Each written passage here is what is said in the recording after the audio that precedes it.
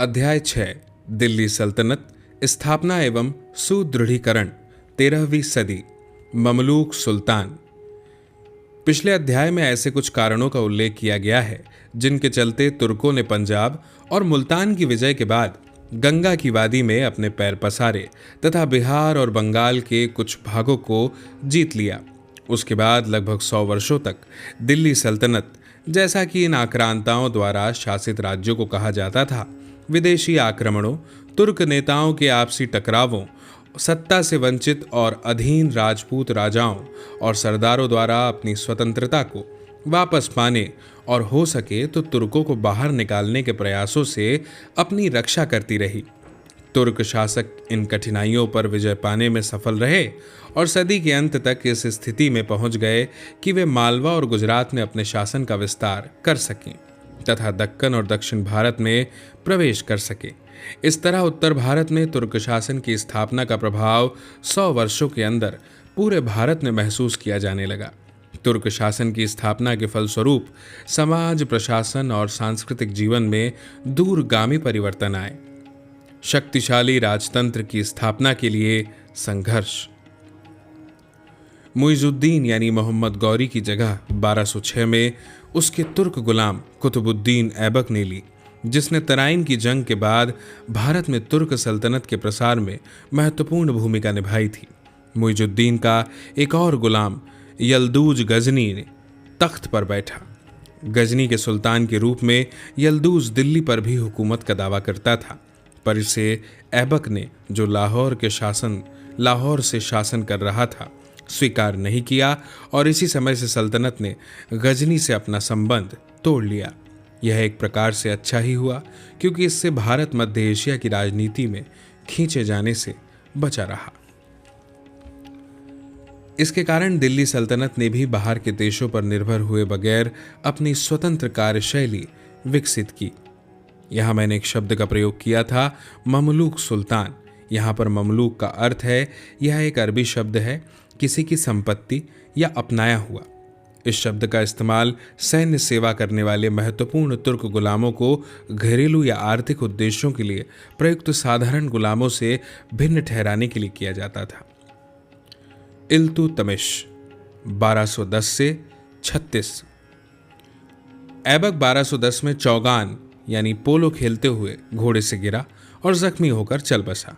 उसकी जगह उसके दामाद इल्तुतमिश ने ली, पर इसके लिए सबसे पहले उसे ऐबक के बेटे से लड़ना और उसे हराना पड़ा।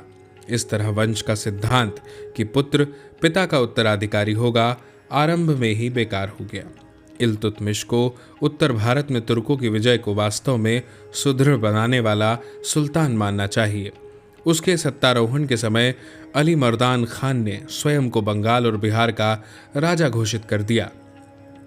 उधर ऐबक के साथ के एक गुलाम कुबाचा ने खुद को मुल्तान का स्वतंत्र शासक घोषित करके लाहौर पर तथा पंजाब के कुछ भागों पर अधिकार कर लिया।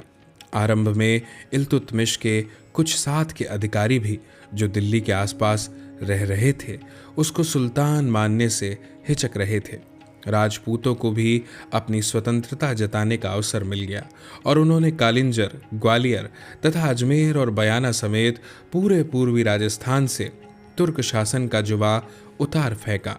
दिल्ली के पास के स्थानीय क्षेत्रों पर अपना नियंत्रण स्थापित करने के बाद अपने शासन के आरंभिक वर्षों में इल्तुतमिश का ध्यान उत्तर पश्चिम पर लगा रहा। गजनी पर ख्वारिज्म शाह की विजय ने उसकी स्थिति के लिए एक नया खतरा पैदा कर दिया। उस समय ख्वारिज्म साम्राज्य मध्य एशिया का सबसे शक्तिशाली राज्य था और उसकी पूर्वी सीमा अब सिंध तक फैल चुकी थी। इस खतरे को टालने के लिए इल्तुतमिश ने लाहौर के लिए कूच किया और उस पर अधिकार कर लिया। 1218 में ख्वारिज्म साम्राज्य को मंगोलों ने नष्ट कर दिया और एक अत्यंत शक्तिशाली साम्राज्य की नींव रखी। अपने चरम काल में यह साम्राज्य चीन से यूरोप के भूमध्य सागर के किनारों तक और कैस्पियन सागर से जक्सार्टिस नदी तक फैला हुआ था। इससे भारत के लिए पैदा होने वाले खतरों और दिल्ली सल्तनत पर उसके प्रभावों की चर्चा हम आगे करेंगे। मंगोल जब कहीं और फंसे हुए थे, इल्तुतमिश ने मुल्तान और अच्छे से कुबाचा को बाहर खदेड़ दिया। उच्च से अब दिल्ली सल्तनत की सीमा एक बार फिर सिंध तक जा पहुंची। पश्चिम को सुरक्षित करके अब इल्तुतमिश कहीं और ध्यान देने में समर्थ था। बंगाल और बिहार में इवाज नाम के एक व्यक्ति, जिसने सुल्तान गयासुद्दीन की उपाधि धारण कर रखी थी, स्वतंत्रता का ऐलान कर दिया। वह एक उदार और योग्य शासक था और उसने बहुत से सार्वजनिक निर्माणकारी कार्य कराए। उसने पूर्वी बंगाल के सैन राजाओं तथा उड़ीसा और कामरूप यानी असम के हिंदू राजाओं पर आक्रमण किया, पर उन्हें हरा नहीं सका। 1226 से 27 में लखनौती के पास इल्तुतमिश के बेटे से लड़ते हुए इवाज की पराजय हुई और वह मारा गया। बंगाल और बिहार एक बार फिर दिल्ली सल्तनत के नियंत्रण में आ गए, लेकिन वे मुश्किल पैदा करने वाले क्षेत्र थे और उन्होंने दिल्ली की सत्ता को बार बार चुनौती दी। लगभग उसी समय इल्तुतमिश ने ग्वालियर और बयाना को फिर से पाने के लिए कदम उठाए। अजमेर और नागौर भी उसके नियंत्रण में रहे। उसने अपनी अधीनता मनवाने के लिए रणथंबोर और जालौर के खिलाफ मुहिमें भेजी। उसने मेवाड़ की राजधानी नागदा, जो उदयपुर से लगभग 22 किलोमीटर है, पर भी हमला कर लिया, लेकिन राणा की सहायता के लिए गुजरात की सेना के पहुंचने पर उसे पीछे हटना पड़ा। प्रतिशोध लेने के लिए इल्तुतमिश ने गुजरात के चालुक्यों के खिलाफ एक मुहिम भेजी, पर उसे भारी नुकसान उठाना पड़ा और पीछे हटना पड़ा। रजिया 1236 से 1239। इल्तुतमिश अपने अंतिम वर्ष में उत्तराधिकार की समस्या से चिंतित था। वह अपने जीवित बेटों में से किसी को भी गद्दी के योग्य नहीं समझता था। कुछ समकालीन इतिहासकारों के अनुसार इस विषय पर चिंतापूर्वक सोचने के बाद उसने आखिर अपनी बेटी रजिया को तख्त का उत्तराधिकारी बनाने का फैसला किया। उसने अमीरों यानी कुलीनों और धर्मशास्त्रियों से उल्मा को भी इस नामजदगी पर सहमत करा लिया। वैसे तो प्राचीन ईरान और मिस्र दोनों में स्त्रियां रानियों के रूप में शासन कर चुकी थी और राजकुमारों के अवयस्क रहने पर उनकी संरक्षिकाओं के रूप में काम भी कर चुकी थी। पर बेटों पर एक स्त्री को वरीयता देना एक नया कदम था। कुछ आधुनिक लेखकों का मत है कि यह रजिया और उसके समर्थकों की गढ़ी हुई कहानी है। इसकी पुष्टि इस तथ्य से भी होती है कि इल्तुतमिश के वजीर निजामुल मुल्क ने रजिया के दावे का समर्थन नहीं किया था। अपना दावा मनवाने के लिए रजिया को अपने भाइयों से टकराना पड़ा और शक्तिशाली तुर्क अमीरों से भी, और वह कुल 3 साल शासन कर सकी। पर संक्षिप्त होते हुए भी उसके शासन की अनेक दिलचस्प विशेषताएं थी। यह राजतंत्र और उन तुर्क सरदारों के बीच एक सत्ता संघर्ष का आरंभ था, जिनको कभी कभी चालीसा यानी चहलगानी भी कहा जाता है। इल्तुतमिश ने इन तुर्क सरदारों को बहुत सम्मान दिया था। उसकी मृत्यु के बाद ताकत के नशे में चूर ये दंभी सरदार किसी ऐसे पुतले को गद्दी पर बिठाना चाहते थे जिसे वे नचा सकें। जल्दी उन्हें पता चल गया कि स्त्री होकर भी रजिया उनके इशारों पर चलने के लिए तैयार न थी। उसने स्त्री वेश त्याग कर मुंह पर बुर्का डाले बिना दरबार लगाना आरंभ किया। वह शिकार भी करती थी तथा युद्ध में सेना का नेतृत्व भी। वजीर निजामुल मुल्क जुनैदी ने उसके सत्तारोहण का विरोध किया था और उसके खिलाफ अमीरों की बगावत को शह और मदद भी दे रहा था। वह हारा और भागने पर मजबूर हो गया। राजपूतों को काबू में लाने के लिए रजिया ने रणथंबोर के खिलाफ एक मुहिम भेजी और अपने पूरे राज्य में सफलता के साथ कानून व्यवस्था की स्थापना की। लेकिन अपने वफादार अमीरों का एक दल खड़ा करने और एक गैर तुर्क को ऊंचे पद पर लाने के प्रयासों के कारण उसका विरोध होने लगा। तुर्क अमीरों ने उस पर स्त्री सुलभ विनम्रता छोड़ देने तथा याकूत खान नाम के एक अबीसीनाई हबशी अमीर से कुछ अधिक ही लगाव रखने का आरोप लगाया। याकूत खान को शाही अस्तबल का अधीक्षक नियुक्त किया गया था, जिसका मतलब शासक के निकट होना था।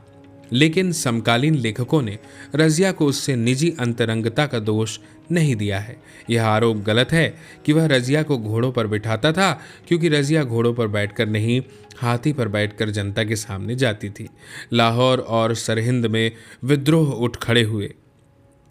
रजिया ने लाहौर के खिलाफ एक अभियान का स्वयं नेतृत्व किया तथा सूबेदार को झुकने पर मजबूर कर दिया। सरहिंद जाते हुए एक अंदरूनी बगावत फूट पड़ी, जिसमें याकूत खान मारा गया और रजिया कैद कर ली गई। लेकिन रजिया ने उसे कैद करने वाले अल्तूनिया को लुभा लिया तथा उससे शादी करके दिल्ली को पाने की नए सिरे से कोशिश की। रजिया बहादुरी से लड़ी पर हार गई और जब भाग रही थी तो एक जंगल में डाकुओं के हाथों मारी गई। रजिया के दुखद अंत से चहलगानी तुर्क अमीरों की बढ़ती शक्ति साबित हो गई। समकालीन इतिहासकार मिन्हाज सिराज ने रजिया की अत्यधिक प्रशंसा की है। वह कहता है कि रजिया में सुल्तान होने के सभी गुण मौजूद थे। वह विवेकमय, लोकोपकारी, अपने राज्य की हितैषी, न्याय करने वाली, प्रजापालक और महान योद्धा थी। पर वह आगे कहता है, ये गुण उसके किस काम आए जब वह एक स्त्री के रूप में पैदा हुई।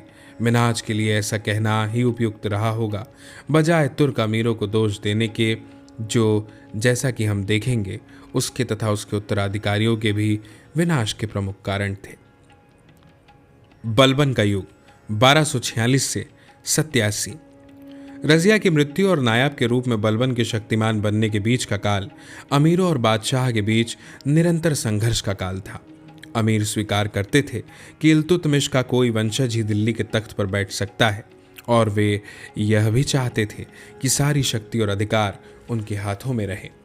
राजतंत्र और तुर्क सरदारों का संघर्ष तब तक जारी रहा जब तक उलुग खान नाम के एक तुर्क सरदार ने, जिसे इतिहास उसकी बात की उपाधि बलबन के नाम से जानता है, धीरे धीरे करके सारी सत्ता अपने हाथों में नहीं ले ली। वही अंततः 1265 में तख्त पर बैठा। उससे पहले के काल में बलबन इल्तुतमिश के छोटे बेटे नासिरुद्दीन महमूद का नायब रह चुका था, जिसे उसने 1246 में गद्दी पाने में मदद दी थी। नौजवान सुल्तान से अपनी एक बेटी ब्याह कर बलबन ने अपनी स्थिति और मजबूत कर ली। बलबन की बढ़ती शक्ति ने अनेक तुर्क सरदारों को नाराज कर दिया, जिन्हें आशा थी कि शासन के मामलों में उनकी पहले वाली शक्ति और प्रभाव जारी रहेंगे, क्योंकि नासिरुद्दीन महमूद अभी कम उम्र और अनुभवहीन था।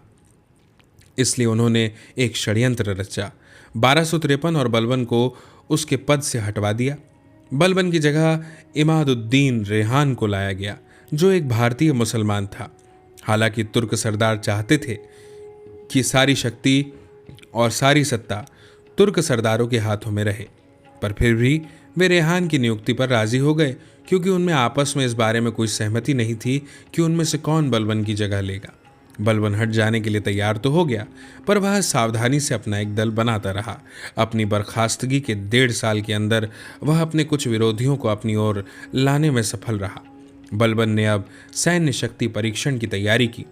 लगता है उसने मंगोलों से भी कुछ संपर्क बनाए थे, जिन्होंने पंजाब के एक बड़े भाग को रौंद रखा था। बलबन के दल की अधिक शक्ति के आगे झुककर सुल्तान महमूद ने रेहान को अपदस्थ कर दिया। कुछ समय बाद रेहान हारा और मारा गया। बलबन ने गलत सही उपायों से बहुत से दूसरे विरोधियों से भी मुक्ति पाई।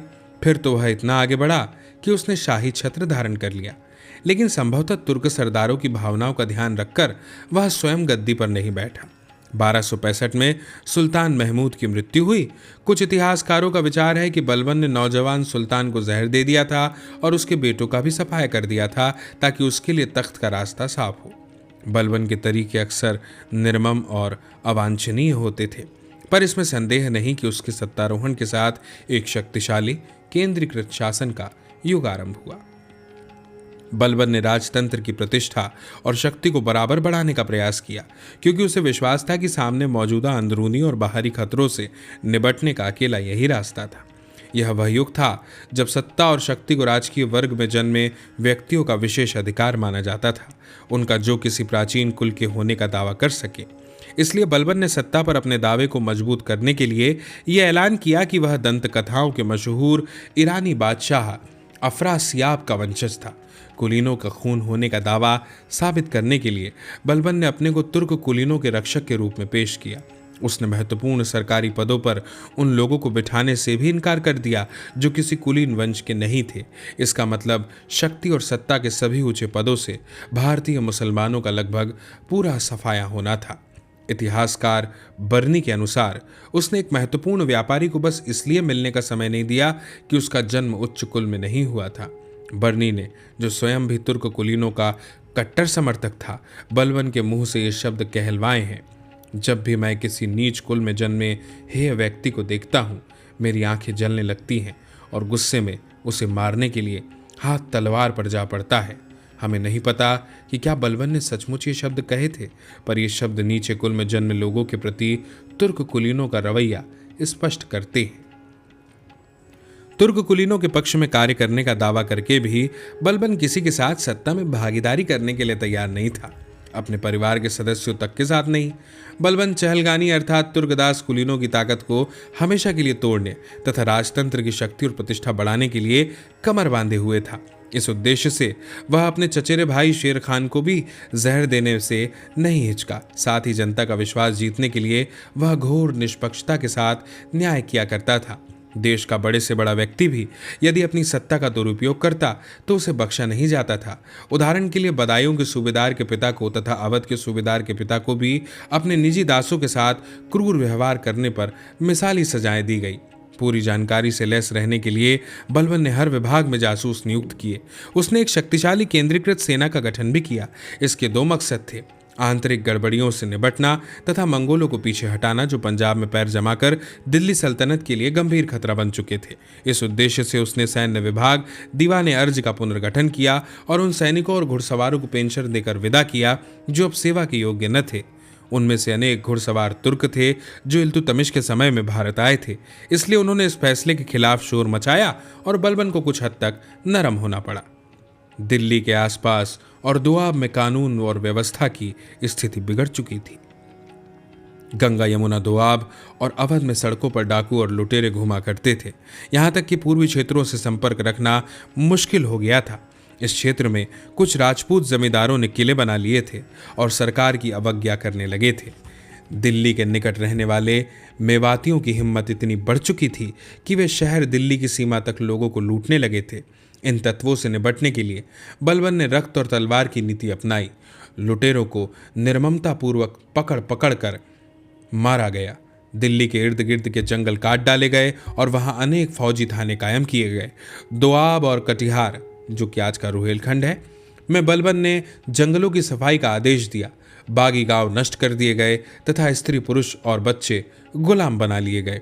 सड़कों की सुरक्षा के लिए तथा जब कभी राजपूत जमींदार सरकार के खिलाफ कुछ गड़बड़ करें, उनसे निपटने के लिए वहां अफगान सैनिकों की बस्तियां बसाई गई।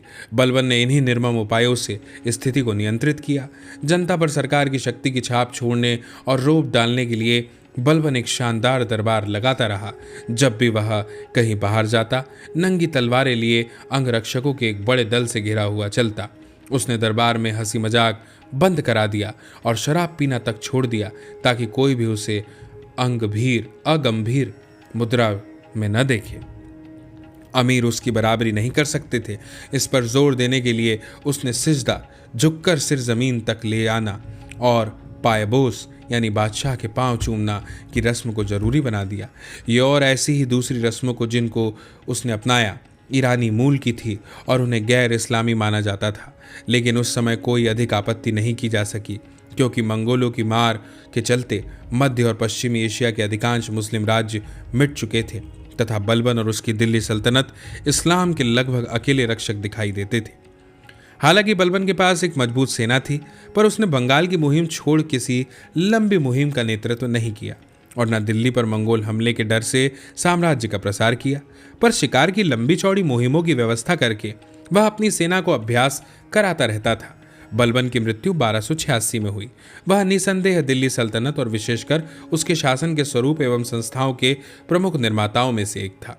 शाही तंत्र की शक्ति को दिखाकर बलबन ने दिल्ली सल्तनत को मजबूत बनाया, लेकिन मंगोलों की घुसपैठ से पूरी तरह उत्तर भारत की रक्षा वह भी नहीं कर सका। इसके अलावा शक्ति और सत्ता के पदों से गैर तुर्कों को अधिकतर बाहर रखकर और एक बहुत छोटे से समूह को अपने शासन का आधार बनाकर उसने बहुत से तत्वों को नाराज कर दिया। इससे उसकी मृत्यु के बाद नई गड़बड़ियां और परेशानियां पैदा हुई। मंगोल और उत्तर पश्चिम सीमा की समस्या। अपनी प्राकृतिक सीमाओं के कारण भारत अपने इतिहास में अधिकांश समय तक बाहरी हमलों से सुरक्षित रहा। भारत असुरक्षित था तो केवल उत्तर पश्चिम में, जैसा कि हम देख चुके हैं। हूणों, शकों आदि पहले के आक्रांताओं की तरह तुर्क भी इस क्षेत्र में पहाड़ी दर्रों के रास्ते ही भारत में आए और यहाँ उन्होंने अपना साम्राज्य स्थापित किया। इन पर्वतों का आकार विस्तार ऐसा था कि किसी आक्रांता को पंजाब और सिंध की उपजाऊ वादियों तक पहुंचने से रोकने के लिए काबुल से गजनी और कंदहार तक के क्षेत्र को नियंत्रित करना आवश्यक था। हिंद कुश से घिरे इस क्षेत्र पर नियंत्रण इसलिए महत्वपूर्ण था कि यह मध्य एशियाई दस्तों के आगमन का मुख्य मार्ग था। पश्चिम एशिया की अस्थिर दशा के कारण दिल्ली सल्तनत इन सीमाओं तक नहीं पहुंच सकी, जिधर से भारत के लिए बराबर खतरा बना रहता था। ख्वारिज्मी साम्राज्य के उदय के कारण काबुल, कंधार और गजनी पर गौरियों का नियंत्रण समाप्त हो गया और ख्वारिज्मी साम्राज्य की सीमा सिंध नदी तक आ गई। लग रहा था कि ख्वारिज्मी शासकों और कुतुबुद्दीन ऐबक के उत्तराधिकारियों के बीच उत्तर भारत के स्वामित्व के लिए संघर्ष बस शुरू ही होने वाला है। पर तभी एक और बड़ा खतरा सामने आ गया। यह था मंगोल मुखिया चंगेज खान का आगमन, जो स्वयं को गर्व के साथ खुदा का कहर कहा करता था। मंगोलों ने 1218 में ख्वारिज्मी साम्राज्य पर हमला किया। उन्होंने जक्सार्टिस यानी सीर दरिया से कैस्पियन सागर तक और गजनी से ईरान तक फलते फूलते नगरों को बर्बाद कर दिया और देहातों को रौंद डाला। अनेक तुर्क सैनिक मंगोलों से जा मिले। मंगोलों ने जानबूझकर आतंक का उपयोग युद्ध के साधन के रूप में किया। कभी कोई नगर समर्पण नहीं करता या प्रतिरोध करने के बाद हार जाता तो तमाम सैनिकों और उनके बहुत सारे सरदारों का कत्ल कर दिया जाता था तथा उनकी स्त्री और बच्चों को बतौर गुलाम बेच दिया जाता था। असैनिक नागरिकों तक को नहीं बख्शा जाता था। दस्तकारों को मंगोल सेना की सेवा के लिए चुन लिया जाता था, जबकि दूसरे तंदुरुस्त व्यक्तियों को अन्य नगरों के खिलाफ मुहिम के दौरान मेहनत के कामों में लगा दिया जाता था। इन सब के कारण उस क्षेत्र की अर्थव्यवस्था और सांस्कृतिक जीवन को गहरा धक्का लगता था। लेकिन कालांतर में मंगोलों ने इस क्षेत्र में शांति और कानून व्यवस्था की स्थापना की तथा चीन से लेकर भूमध्य सागर के तट के व्यापार मार्ग सुरक्षित हो गए। इससे पुनरुत्थान की प्रक्रिया भी शुरू हो गई। लेकिन ईरान, तुरान और इराक को अपनी पिछली समृद्धि प्राप्त करने में अनेक पीढ़ियों का समय लग गया। इस बीच मंगोल हमलों ने दिल्ली सल्तनत पर भी गंभीर प्रभाव छोड़े। अनेक शहजादे, बड़ी संख्या में विद्वान, धर्मशास्त्री, बुद्धिजीवी और प्रमुख परिवारों के लोग भागकर दिल्ली आ गए।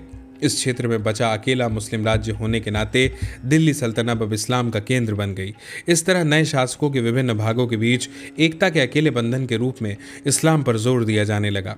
इसका मतलब यह भी रहा कि अपने वतन से कट चुके और कुमुख पाने से वंचित हो चुके तुर्क आक्रमणकारी अब स्वयं को जल्द से जल्द भारतीय परिस्थितियों के अनुसार ढालने के लिए मजबूर हो गए। मंगोलों से भारत को खतरा 1221 में पैदा हुआ। ख्वारिज्मी शासक की हार के बाद युवराज जलालुद्दीन भागा और चंगेज खान ने उसका पीछा किया। सिंधु नदी के किनारे जलालुद्दीन बहादुरी से लड़ा और हारने के बाद उसने नदी में घोड़े को उतार दिया और नदी पार करके भारत चला आया। हालांकि चंगेज 3 महीने तक सिंधु नदी के किनारे मंडराता रहा, पर उसने नदी पार करके भारत न आने का फैसला किया। उसने अपना ध्यान ख्वारिज्मी साम्राज्य के बाकी भागों को जीतने में लगाना बेहतर समझा। चंगेज अगर भारत पर आक्रमण का निर्णय करता तो क्या होता, कहना कठिन है। भारत का तुर्क राज्य अभी भी बहुत कमजोर और असंगठित था। संभवतः भारत को इतने बड़े पैमाने पर मौत, तबाही और बर्बादी का नाच देखना पड़ता जो तुर्कों के हाथों मिले कष्टों से बहुत अधिक होता। उन दिनों दिल्ली पर इल्तुतमिश का शासन था। उसने जलालुद्दीन की शरण की प्रार्थना को नम्रतापूर्वक ठुकरा दिया। जलालुद्दीन कुछ समय तक लाहौर और सतलज नदी के बीच के क्षेत्र में रहा, अर्थात सतलज आरी क्षेत्र में। इसके कारण मंगोलों ने इस क्षेत्र में अनेक हमले किए। सिंधु नदी भारत की अब पश्चिमी सीमा नहीं रह गई थी। लाहौर और मुल्तान इल्तुतमिश तथा उसके विरोधी यल्दुज और कोबाचा के बीच झगड़े की जड़ बने हुए थे। लाहौर के लिए लड़कर यल्दुज और कोबाचा ने अपने को निढाल कर रखा था। अंततः इल्तुतमिश लाहौर और मुल्तान दोनों को जीतने में सफल रहा। इस तरह लाहौर और मुल्तान को आधार बनाकर उसने मंगोलों के खिलाफ एक अच्छी खासी मजबूत प्रतिरक्षा पंक्ति बना ली। 1227 में चंगेज खान की मृत्यु के बाद शक्तिशाली मंगोल साम्राज्य उसके बेटों में बंट गया।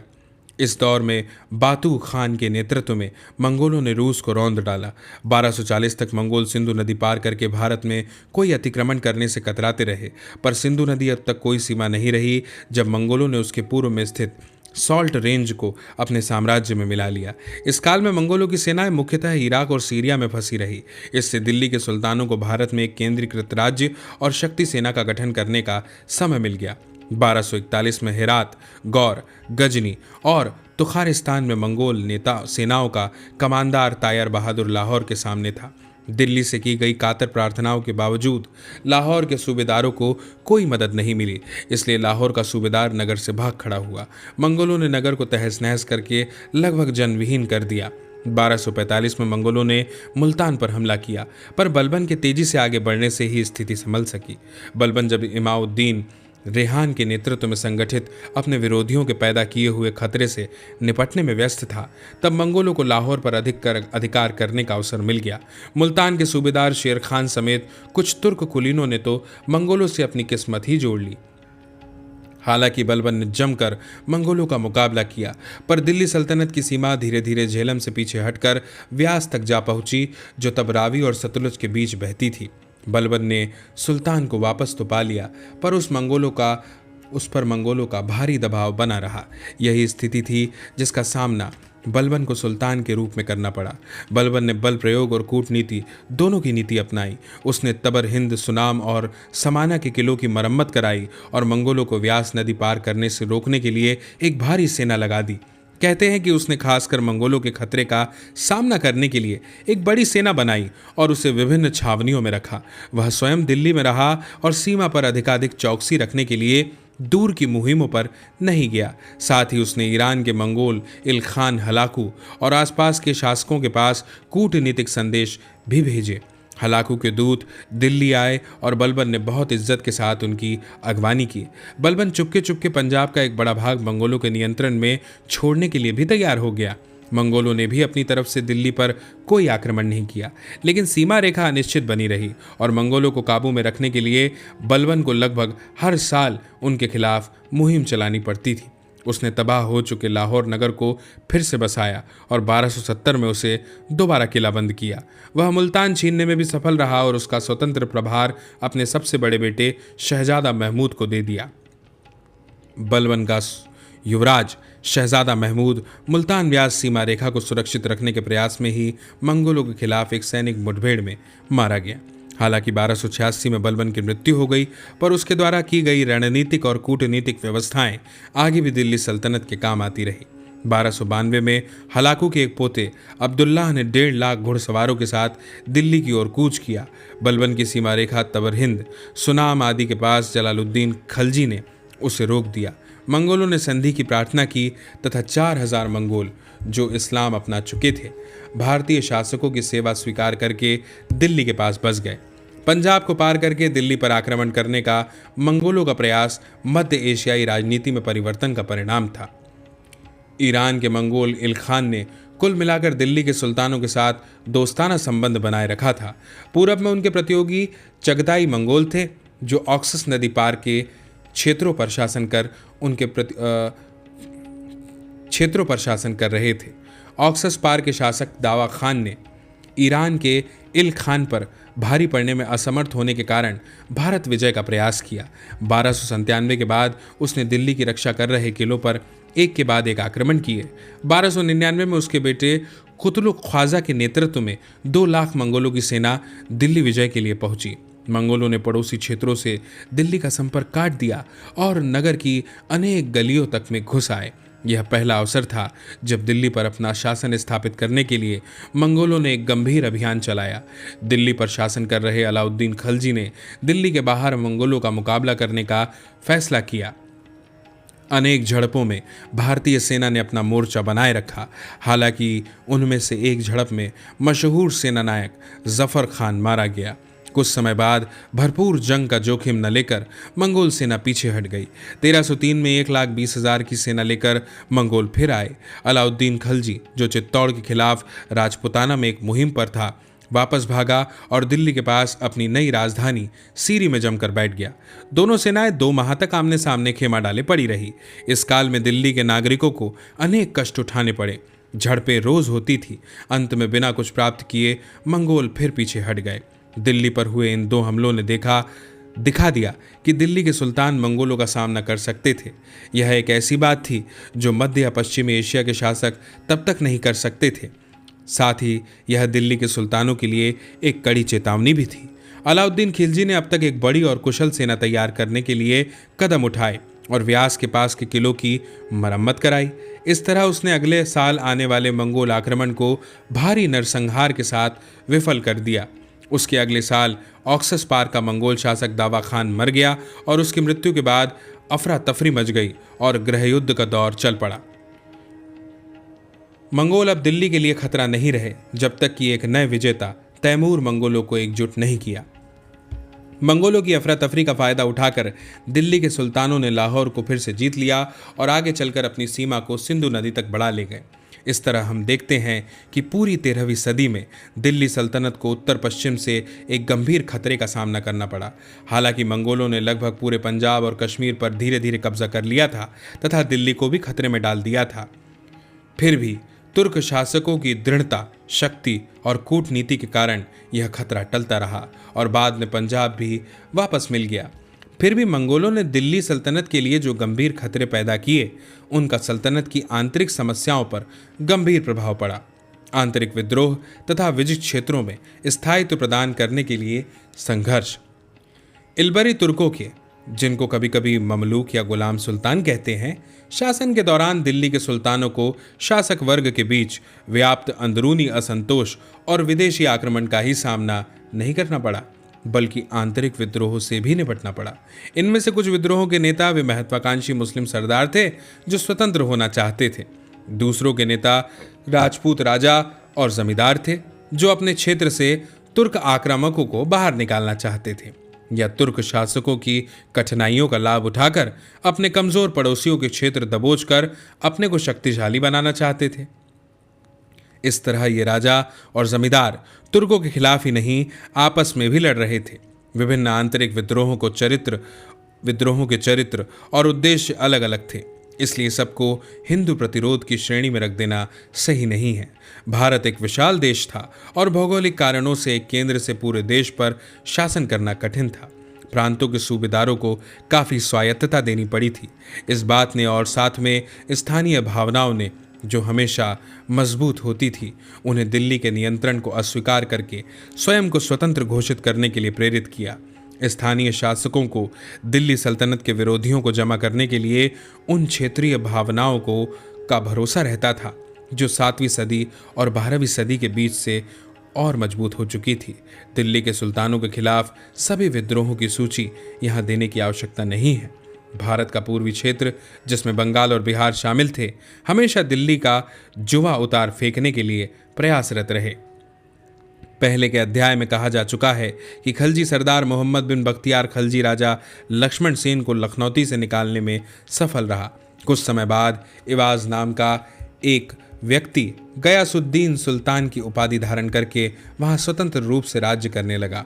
इल्तुतमिश के उत्तर पश्चिम में फंसे होने का फायदा उठाकर उसने बिहार में भी अपना राज्य फैला लिया तथा जाजनगर यानी उड़ीसा, तिरहुत यानी उत्तरी बंगाल, बंग यानी पूर्वी बंगाल और कामरूप यानी असम के राजाओं से खिराज लेने लगा। इल्तुतमिश जब अपनी व्यस्तताओं से मुक्त हुआ तो 1225 में उसने इवाज के खिलाफ कूच किया। इवाज ने पहले तो उसकी अधीनता मान ली, पर इल्तुतमिश के पीठ मोड़ते ही उसने फिर से अपनी स्वतंत्रता की घोषणा कर दी।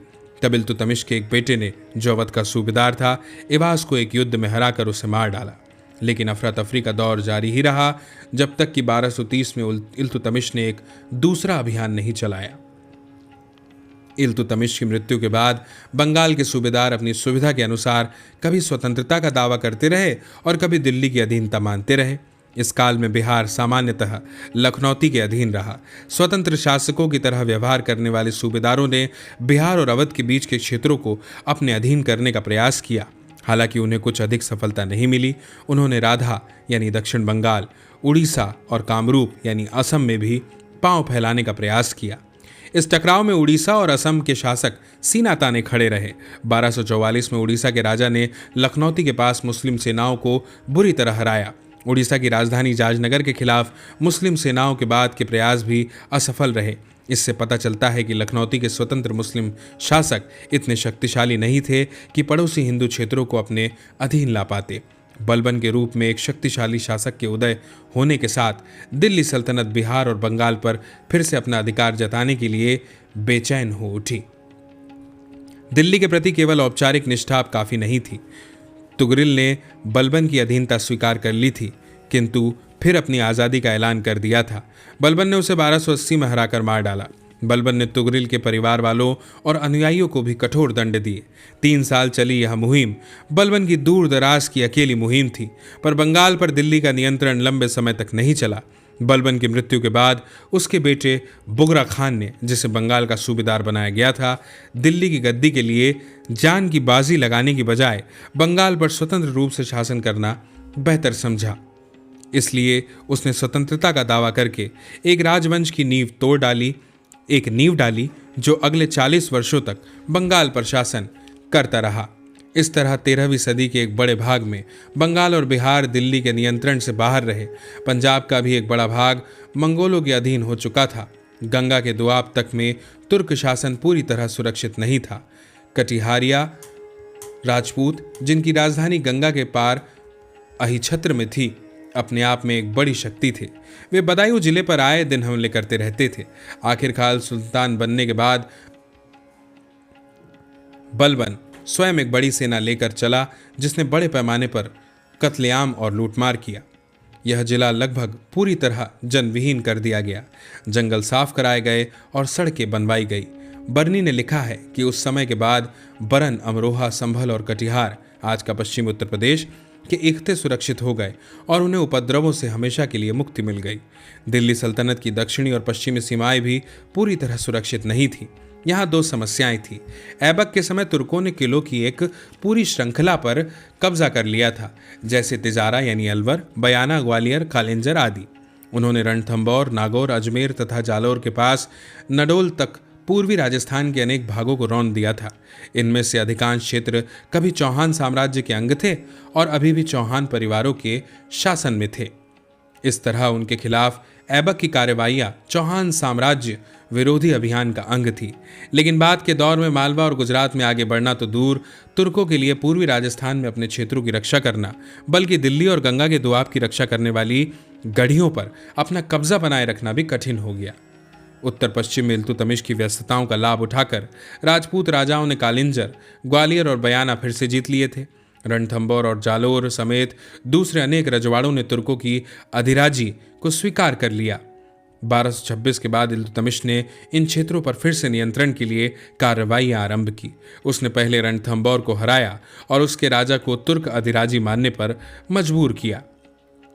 उसने जालौर पर भी अधिकार किया, जो गुजरात के रास्ते में पड़ता था, लेकिन इल्तुतमिश की गुजरात और मालवा को अधीन बनाने की कोशिश नाकाम रही। गुजरात के चालुक्यों ने इल्तुतमिश के एक हमले का करारा जवाब दिया। मालवा के परमार भी तुर्कों के लिए कुछ अधिक ही शक्तिशाली सिद्ध हुए, लेकिन इल्तुतमिश ने मालवा में एक धावा बोलकर उज्जैन और रायसीना को लूटा। उसके एक सिपह सालार ने बूंदी पर भी धावा बोला। पूरब में इल्तुतमिश ने बयाना और ग्वालियर को फिर से जीत लिया, लेकिन बुंदेलखंड के राजपूतों के खिलाफ अधिक आगे नहीं बढ़ सका। इल्तुतमिश की मृत्यु के बाद फैली अफरा तफरी में पूर्वी राजपुताना पर तुर्कों का नियंत्रण फिर ढीला पड़ गया। अनेक राजपूत राजाओं ने तुर्क अधिराजी को ठुकरा दिया। ग्वालियर का किला भी तुर्कों के हाथ से निकल गया। भट्टी राजपूतों ने, जिनका मेवात क्षेत्र पर वर्चस्व था, बयाना को अलग थलग कर दिया और दिल्ली के आसपास के इलाकों तक में लूट मार करने लगे। बलबन के रणथंभौर जीतने और ग्वालियर फिर से जा पाने के प्रयास असफल रहे, पर उसने बहुत निर्ममता के साथ मेवात को अपने अधीन बनाया, जिसके कारण लगभग 100 वर्षों तक दिल्ली मेवाती लूटमार से सुरक्षित रही। अजमेर और नागौर दिल्ली सल्तनत के ही कठोर नियंत्रण में बने रहे। इस तरह अन्य व्यवस्थाओं के बावजूद बलबन ने पूर्वी राजस्थान में तुर्क शासन को स्थायी बनाया। राजपूत राजाओं के अंतहीन आपसी झगड़ों ने भी तुर्कों को सहायता पहुंचाई तथा उनके खिलाफ राजपूतों का कोई कारगर गठबंधन असंभव हो गया। एक शक्तिशाली राजतंत्र की स्थापना, मंगोल आक्रमणकारियों का पीछे धकेला जाना, गंगा के दोआब में दिल्ली सल्तनत के अधिकार का स्थायी बनाया जाना और पूर्वी राजस्थान पर नियंत्रण, इनके कारण दिल्ली सल्तनत के इतिहास में अगले चरण के लिए अर्थात पश्चिम भारत और दक्कन में उसके प्रसार के लिए रास्ता तैयार हुआ। बलबन का मूल्यांकन। बलबन के राज्यकाल को मजबूत शासन का काल माना जाता है। जब तुर्कदास कुलीनों अर्थात चहलगानी की कमर तोड़ दी गई और सुल्तान की शक्ति और सत्ता को स्थायित्व मिला, सिंधु गंगा के दोआब में जो सल्तनत का केंद्र भाग था, विद्रोही और उच्छृंखल तत्वों को सख्ती से कुचला गया। तथा व्यापारी, माल और सौदागरों की आवाजाही के लिए सड़कें उनसे मुक्त करा ली गई। बलबन ने प्रशासन की मौजूदा शासन प्रणाली को पुनर्गठित करने का कोई सुव्यवस्थित प्रयास किया हो, खासकर प्रांतीय या स्थानीय स्तर पर, इसका कोई प्रमाण नहीं है। ये क्षेत्र इक्तादारों के नियंत्रण में ही रहे, लेकिन बरीदों अर्थात जासूसों की सहायता से उसने उन पर राजनीतिक और वित्तीय नियंत्रण बढ़ाने की कोशिश अवश्य की। इस बात की भी कोशिश की गई कि प्रशासन और सेना का खर्च निपटाने के बाद इक्तादार अतिरिक्त राजस्व केंद्र को भेजे। बलबन ने इस धन का उपयोग भारी तड़क भड़क वाला दरबार लगाने और बड़ी केंद्रीय सेना बनाने के लिए किया। बलबन ने प्रभुसत्ता का एक सिद्धांत पेश किया जो ईरानी विचारों पर आधारित था।